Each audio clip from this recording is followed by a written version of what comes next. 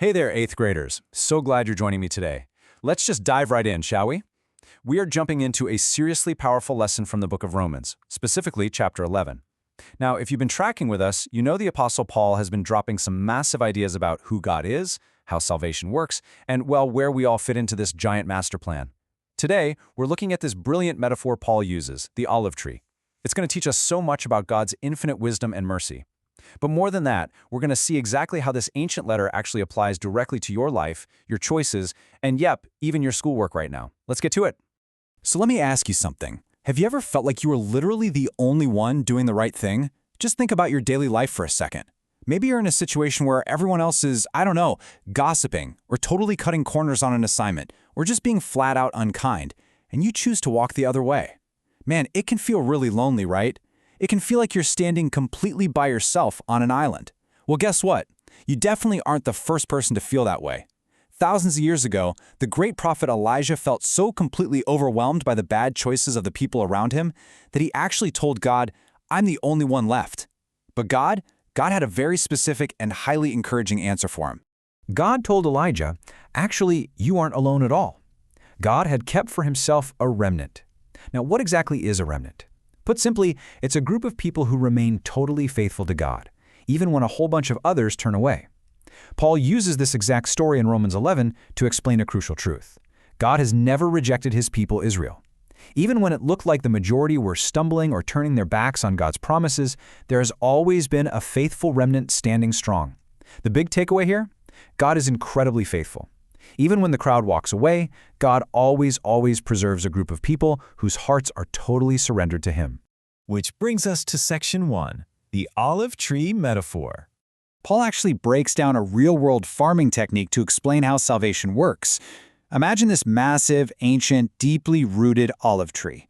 The roots of this tree, those are the incredible promises God made to the patriarchs of Israel, Abraham, Isaac, and Jacob.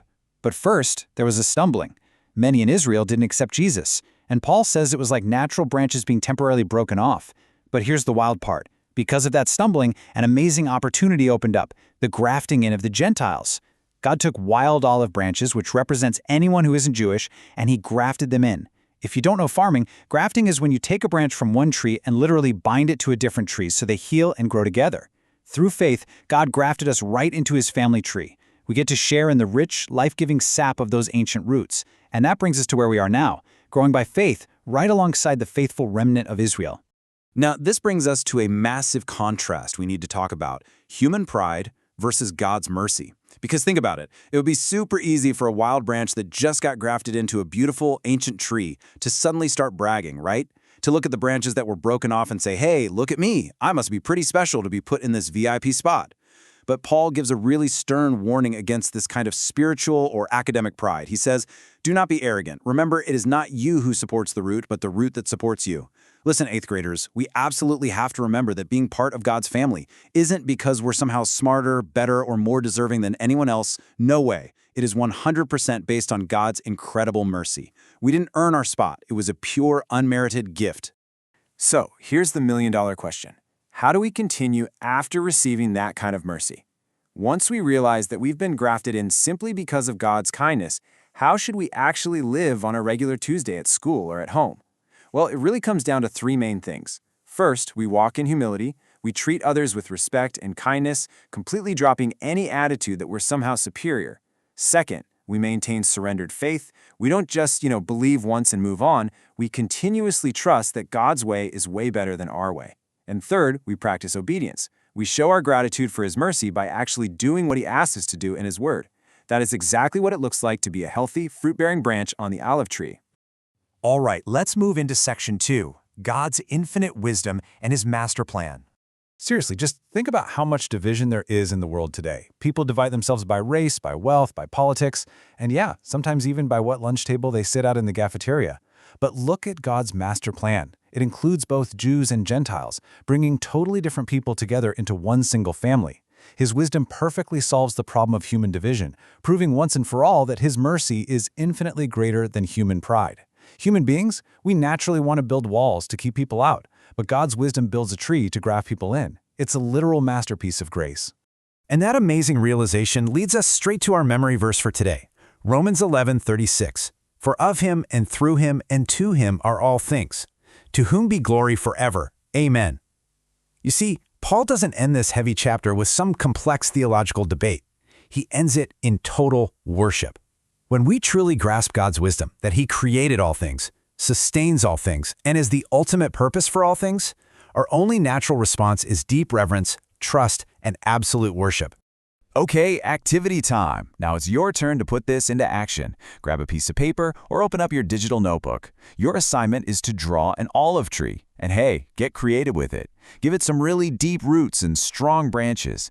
Then I want you to label those branches with the key words from today's lesson: mercy, faith, and humility. By physically drawing and labeling this, you're going to lock this powerful metaphor right into your memory. Or, if drawing isn't really your thing, I want you to write one carefully crafted sentence praising God for his wisdom based on what we've learned today. Take a few moments after this lesson to get that done. Let's transition into Section 3, the HeroesMart Academy Godly Learner. This brings us to the core philosophy of true education and what it means to be a HeroesMart Academy godly learner. Listen closely to this. HeroesMart Academy intertwines biblical morality with education because, frankly, education without morality can hurt. Intelligence without God's character is genuinely dangerous. Think about the most notorious villains in history, or even in your favorite movies. They're usually incredibly smart, right? But they lack a moral compass. We don't want you to just be capable. We want you to be good. Your knowledge and your intelligence should help you make wise, God-honoring choices rather than simply making you more capable. That is the true purpose of your education.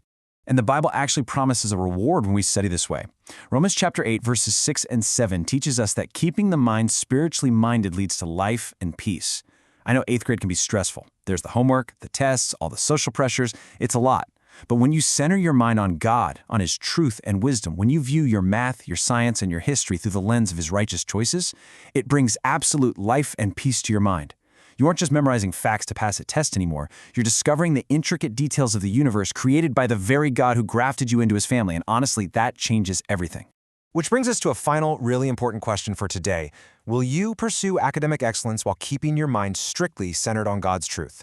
It's an invitation to reject academic pride, to walk in humility, and to let your education build your character, not just your transcript. Remember the olive tree. Remember the root that supports you. As you tackle your assignments this week, choose to be that faithful remnant. Pursue academic excellence, but keep your mind centered on God, truth, wisdom, and righteous choices. Work hard, stay humble, and let everything you do bring glory to the God of infinite wisdom. Have an absolutely great week of studying, and I will catch you in the next lesson.